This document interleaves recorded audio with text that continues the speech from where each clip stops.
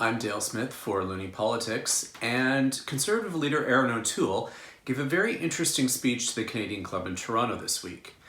For example, he was a Conservative leader talking about things like income inequality and the importance of private sector unions. This is unusual, but we've started to see moves from him with this, particularly around Labor Day.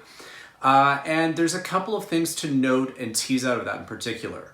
One, he's focusing particularly on private sector unions and not public sector ones for things like civil servants and teachers, whom there is still a great deal of antagonism with the Conservative Party.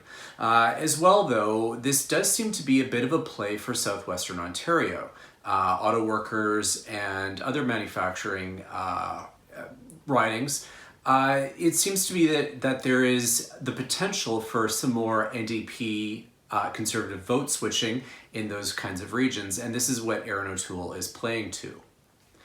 Other things of note in the speech were more of the same kind of antagonism toward China as a manufacturing base, and trying to bring that back into a sort of protectionism around onshoring production. Now, part of this is the party's ongoing antagonism around China, but it's also an interesting play around how to both thread the needle around greater protectionism for populist reasons, as well as still trying to paint themselves as free traders. It's not going to be easy to both have his cake and eat it too on this, but this is something that O'Toole is trying to make happen. The other thing that was really notable was the constant talk of elites, elites, elites, be it business elites or political elites. And while this isn't necessarily new from the Conservatives, I think what it's doing in this particular case is trying to focus more on building a kind of working class populism in order to try and sweep in some votes that they feel the NDP may have abandoned, particularly as they are branding themselves particularly around social justice issues.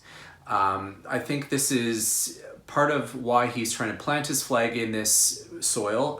He sees potential there for votes for the Conservative Party, and also to try and create more of a social differentiation as part of this kind of ongoing culture war that's being imported from the Americans. It's an interesting strategy. We will have to see if it pays dividends, but I think it's good that we're aware of this is kind of what he's targeting in order to keep an eye on it. For Looney Politics, I'm Dale Smith.